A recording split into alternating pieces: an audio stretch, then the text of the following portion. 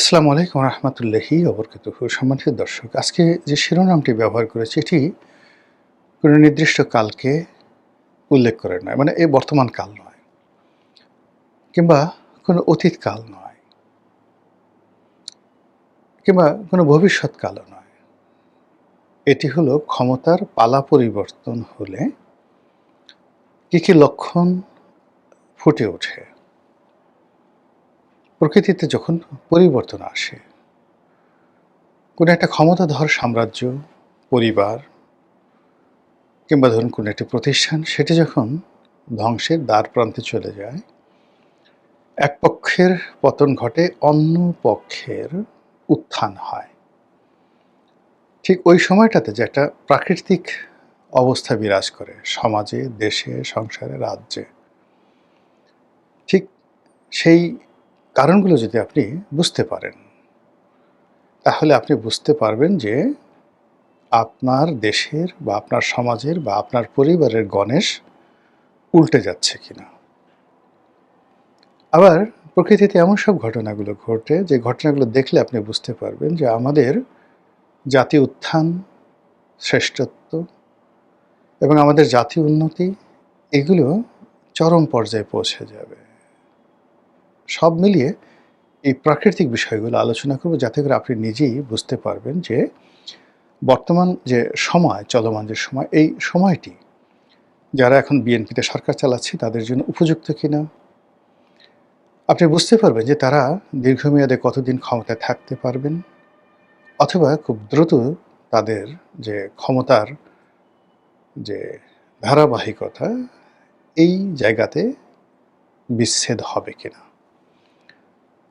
গণেশ উল্টে যাওয়া। গণেশ হিন্দুদের একটা দেবতা।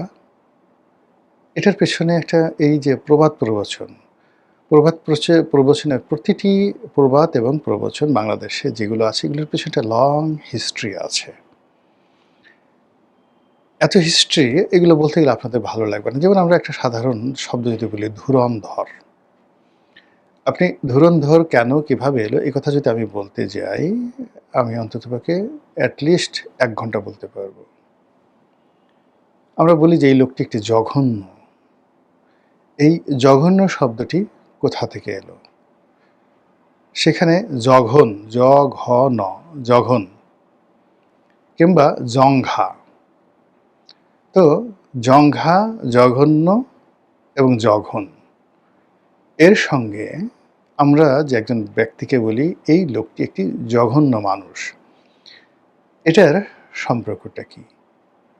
তো এই ক্ষেত্রে এরকম যেমন প্রতিটি শব্দেরই অসংখ্য ব্যাখ্যা রয়েছে, তদ্রূপ এই গণেশ উল্টানোরও ব্যাখ্যা রয়েছে, যেটির একেবারে সহজ সরল বাংলা হলো, আপনি ক্ষমতায় আছেন, সেই ক্ষমতার যে চেয়ারটি এটি উল্টে গেছে।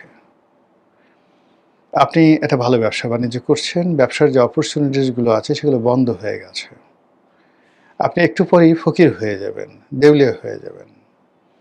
আপনার সংসার যাত্রা বা সংসারে যে শান্তি, এটি বিনষ্ট হবে। এই জিনিসগুলো যখন কম্বাইন্ডলি, সামগ্রিকভাবে মানুষ বাগধারার মতো করে বুঝাতে চায়, ঠিক সেই সময়টাতে এই গণেশ উল্টে যাচ্ছে, গণেশ উল্টে গেছে বা গণেশ কবে উল্টাবে, এই শব্দগুলো ব্যবহার করা হয়। আমাদের এই আজকের ভিডিওতে আমরা বলার চেষ্টা করব রাজনীতির যে গণেশ, আমাদের সেই যে রাজনীতির গণেশ, এটা উল্টে গেছে কিনা। ২ নম্বর হলো যে আমাদের ক্ষমতার গণেশ, এটা উল্টে যাবে কিনা। ৩ নম্বর হলো আমাদের যে চিন্তা এবং চেতনার যে গণেশ, এই চিন্তা চেতনার গণেশগুলো উল্টে যাচ্ছে কিনা বা গেছে কিনা। প্রথম চিন্তা থেকে আসি, কেন মানুষের মধ্যে প্রথম যেটা আসে সেটা হলো চিন্তা আসে, তারপরে চিন্তা থেকে মানুষের বুদ্ধি আসে, বুদ্ধি থেকে মানুষের কর্ম আসে, কর্ম থেকে মানুষের ফলাফল আসে। কাজেই এই চিন্তা থেকে বলি, চিন্তার গণেশ উল্টে গেছে কিনা। ইয়েস, আমাদের চিন্তার গণেশ উল্টে গেছে। কখন থেকে উল্টে গেছে? ডক্টর মোহাম্মদ ইউনূসের জমানার প্রথম ৩ মাস পরে আমাদের চিন্তার গণেশ উল্টে গেছে। আমরা এনসিপি সম্পর্কে, তারপর বিএনপি সম্পর্কে, জামাত সম্পর্কে, ডক্টর মোহাম্মদ ইউনূস সম্পর্কে, আমেরিকা সম্পর্কে যে সকল চিন্তা করতাম, যে সকল ইতিবাচক ভাবনা ছিল, সেই প্রায় সব কিছু উল্টে গেছে এবং এটি ক্রমশ ওলটপালট হচ্ছে, স্থির থাকছে না। গত 2 বছরে আমাদের এই চিন্তার যে গণেশ, এই চিন্তার গণেশ অন্তত 2 বছরে প্রতি মাসে 30 বার করে হলে 24 × 30, তাহলে কতবার হয়? 3 × 24 = 72, 720 বার আমাদের এই, আরও 7200 বার, মানে 24 × 30, 24 মাস। তো 24 মাসে প্রতি মাসে মানে যদি পাল্টে থাকে তাহলে 720 বার পাল্টে গেছে। আর যদি আরও বেশি পাল্টায়, দিনে কয়েকবার পাল্টিয়েছে। তো এরকম একবার ডানে, একবার বামে, একবার উপরে, একবার নিচে, এরকম করতে করতে আমাদের চিন্তার মধ্যে যে অস্থিরতা এসে গেছে, স্থিরতা নেই। ফলে আমরা এই অস্থির মনোবৃত্তির কারণে 24 ঘন্টা 24 আওয়ার্স কোনো একটা বিষয়ের উপরে নিজেদের মন, মানসিকতা, চিন্তা, চেতনা, সিদ্ধান্ত আমরা স্থির রাখতে পারছি না। আমাদের মনে হয়েছে ডক্টর মোহাম্মদ ইউনূস ভালো, আবার একটু পরে মনে হলো খারাপ, এবং আমাদের মনে হয়েছে জামাত ভালো, সৎ মানুষ করবে, তারা ভালো করতে পারে, একবার চেষ্টা করে দেখে, একটু পরে মনে হয়েছে আবার খারাপ, আবার মনে হয়েছে এনসিপি ভালো, আবার মনে হয়েছে চরমোনাই ভালো, আবার মনে হয়েছে না তারেক রহমান সাহেব ভালো, বিএনপি ভালো, সালাউদ্দিন সাহেব ভালো, আবার মনে হচ্ছে না না যেই লাউ সেই কদু। এই যে অস্থিরতা, ইট মিনস আমাদের চিন্তার যে গণেশ সেটা উল্টে গেছে। অন্যদিকে যদি আপনি রিভার্স ধরেন, যারা আমাদেরকে 17 বছর শাসন করেছে, আওয়ামী লীগ খুব খারাপ, শেখ হাসিনা খুব খারাপ, দেশের টাকা পাচার করেছে, এই বিষয়গুলো খুব জনপ্রিয় ছিল। আওয়ামী লীগের সব লোককে ধরতে হবে, মারতে হবে, এদের মালামালগুলো নিতে হবে, লোকজন কিচ্ছু বলবে না, এটা ছিল। কিন্তু উইদিন 3 মাস, অর্থাৎ 2024 সনের জুলাই আগস্ট, আগস্টে গেল, সেপ্টেম্বর, অক্টোবর, নভেম্বর থেকে আমাদের চিন্তার গণেশ উল্টাতে থাকলো এবং আওয়ামী লীগের প্রতি সহানুভূতিশীল হতে হতে হতে হতে এখন আওয়ামী লীগের জনপ্রিয়তা যে কোন পর্যায়ে আছে, আরশের মালিক আল্লাহ ছাড়া আর কেউ জানে না। গেল চিন্তা। চিন্তার পরে মানুষের যেটা হয়, চিন্তা থেকে আমি বললাম যে চিন্তা থেকে তার বুদ্ধি আসে, বুদ্ধি থেকে কর্ম আসে। তো আমাদের এই চিন্তার জগতে আনপ্রেডিক্টেবল চিন্তার কারণে আমাদের যে কোনো কর্ম, সেই কর্মের ধারাবাহিকতা আমরা গত 2 বছরে রাখতে পারিনি।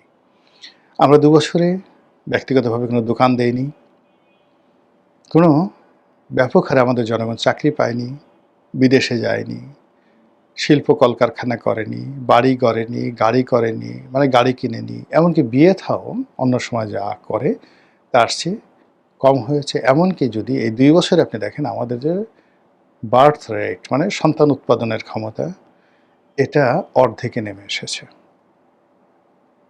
বোঝার চেষ্টা করুন তাহলে আমাদের চিন্তার কারণে, আনপ্রেডিক্টেবল চিন্তার কারণে আমাদের যে দৈনন্দিন জীবনের যে কর্ম, সেই উৎপাদন, তারপরে শেষে আমাদের ঘুম, খাওয়া দাওয়া যা কিছু রয়েছে, সব কিছুর গণেশ উল্টে গেছে। আমরা সর্পিল গতিতে এগোচ্ছি, ডানে তাকাচ্ছি, বামে তাকাচ্ছি, স্থির হয়ে একটি নির্দিষ্ট গন্তব্যের দিকে যেতে পারছি না।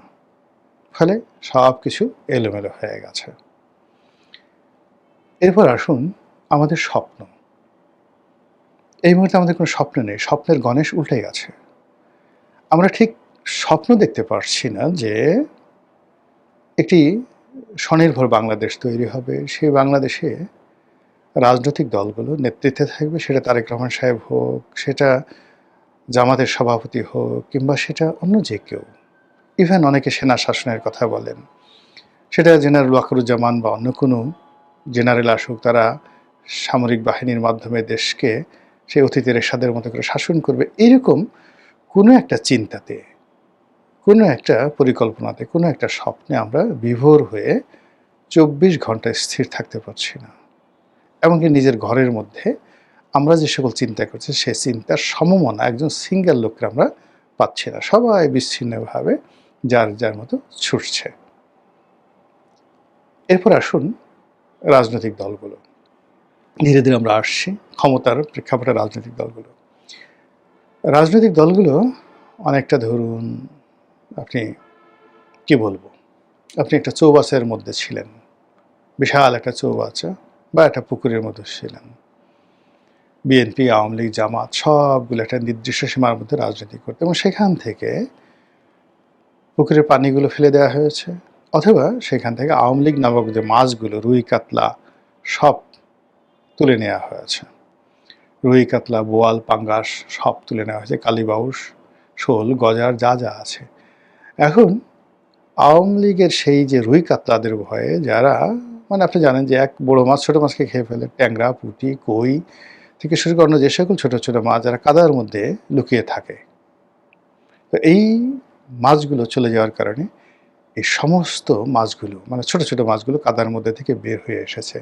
এখন বাইম মাছ সে গোকরা সাপের মতো ফনা ধরেছে, কুচিয়া সে ভাব দেখাচ্ছে সে অজগর হয়ে গেছে, ট্যাংরা সে ভাব দেখাচ্ছে সে যেন আইড় মাছ হয়ে গেছে, পাবদা মাছ সে বোয়ালের মতো ভাব নিয়ে হা করছে, পুঁটি মাছ সে রুই কাতলার মতো হা করছে। তো এরকম একটা পরিবেশ পরিস্থিতি আমাদের এই সমাজের যে রাজনৈতিক অঙ্গন, সেই রাজনৈতিক অঙ্গনে আমরা প্রতিনিয়ত দেখতে পাচ্ছি।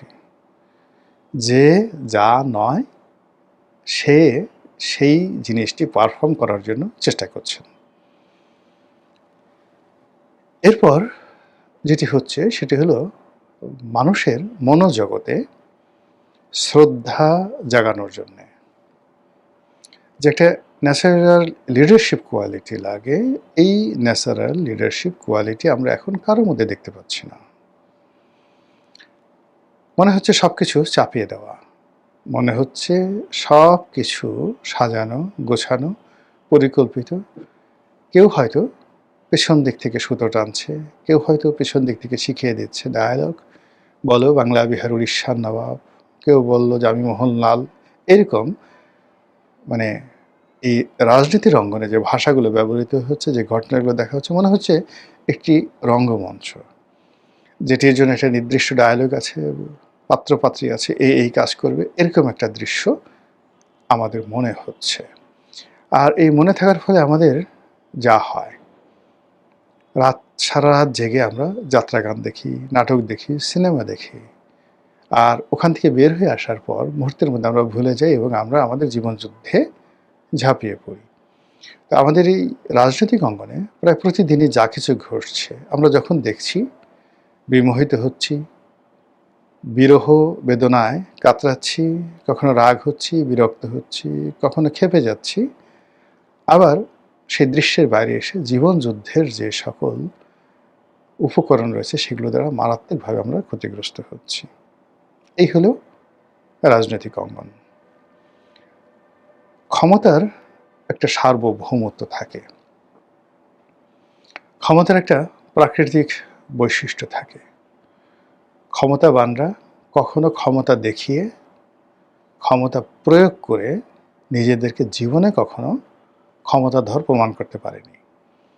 এটা একটা প্রাকৃতিক বৈশিষ্ট্য। যেমন ধরুন একটা বাঘ, একটা গোকরা সাপ, একটি সিংহ, একটি জিরাফ, একটি হাতি, এদের আকার আকৃতি, শারীরিক গঠন, হুঙ্কার সব কিছু দেখেই আপনি এদের ক্ষমতা এবং এদের কর্তৃত্ব বুঝতে পারবেন। ফলে হাতির কাছে কখনো হায়না ফাজলামো করতে যায় না। আবারও বলছি, হাতির কাছে হায়না কখনো ফাজলামো করতে যায় না। বাঘের কাছে কুকুর, বন্য কুকুর বা অন্য কেউ কখনো দোস্তি করতে যায় না। জেব্রার পায়ের কাছে, ধারের কাছে কখনো অন্য কোনো প্রাণী যায় না। পৃথিবীর সবচেয়ে শক্তিশালী লাথি জেব্রা দিতে পারে। এভাবে প্রতিটি ক্ষমতা, প্রকৃতির প্রতিটি ক্ষমতা আল্লাহ রাব্বুল আলামিন এমনভাবে তার সৃষ্টির মধ্যে ঢুকিয়ে দিয়েছেন, এটা কেউ কখনো প্রদর্শন করে না। কোনোদিন নেপোলিয়ন বোনাপার্ট বলেনি যে আমি নেপোলিয়ন বোনাপার্ট, আমি জুলিয়াস সিজার, আমি সেই কি বলবো, আলেকজান্ডার দ্য গ্রেট, আমাকে মান্য করো, ভয় করো। তারা যেখানে এসেছে সুনামির মতো এসেছে, তারা যেখানে গিয়েছে তছনছ করে দিয়েছে। তাদের উপস্থিতি, তারা আসবে, এই বাতাস বলে দিয়েছে যে চেঙ্গিস খান আসছে, হালাকু খান আসছে, পৃথিবী কম্পন তৈরি হয়েছে। কিন্তু আপনি শাহেনশাহ আকবর, মাদ্দাজিল্লুহুল আলী, টিডিক্কার বাবা হজরত তেনামিয়া এখন আপনাদের মধ্যে তশরিফ আনবেন, তালিয়া বাজাও, এইভাবে বলে কয়ে দেখিয়ে সানাই নহবতবাজি আপনি কাউকে নেতা বানাতে পারবেন না। নেতাকে দেখলেই আপনার মনে হবে যে এই এক অপূর্ব মানুষ। খুব ছোট, খালি গায়ে ঘুরে মহাত্মা গান্ধী, খুব ছোট, সাধারণ ভাষায় চলে জওহরলাল নেহেরু, কিংবা বঙ্গবন্ধু নেতাজি সুভাষচন্দ্র বোস, কিংবা ধরুন ইয়াসির আরাফাত অথবা নেলসন ম্যান্ডেলা। কোনো বক্তব্য দেওয়ার দরকার নেই, কোথাও গিয়ে দাঁড়ানোর সঙ্গে সঙ্গে মনে হবে নেতা এসেছেন, নেতা আছেন, নেতা থাকবেন, এবং তার দিকে তাকিয়ে আমাদের জীবন চলবে। বর্তমান যে কাল, এরকম কয়জনকে দেখতে পেয়েছেন? কাকে দেখে মনে হয় আপনার বান্ধব? কাকে দেখে মনে হয় সে আপনার কথাগুলো বলছে? কাকে দেখে মনে হয় আপনার আপন? যদি সেটি থাকে ভালো, আর যদি না থাকে তাহলে এই যে রাজনীতির যে পদ এবং পদবিগুলোতে যাদেরকে দেখছেন, এটি স্থায়ী নয়, এটি আনপ্রেডিক্টেবল, এটি পরিবর্তনশীল, এবং এত দ্রুত পরিবর্তনশীল যে ক্ষেত্রে আপনি যদি হঠাৎ করে একদিন বললেন বা একদিন দেখেন গণেশ উল্টে গেল, উল্টে গেছে, ঘুম থেকে উঠে দেখেন নতুন একটা পৃথিবী। এটি আশ্চর্য হওয়ার কিছু নাই। এর কারণ হলো সবকিছুই ব্যাকরণ মতো চলছে এবং চলবে। মহান আল্লাহ আমাদের সবাইকে হেদায়েত দান করুন এবং হেফাজত করুন। আসসালামু আলাইকুম ওয়া রাহমাতুল্লাহি ওয়া বারাকাতুহু।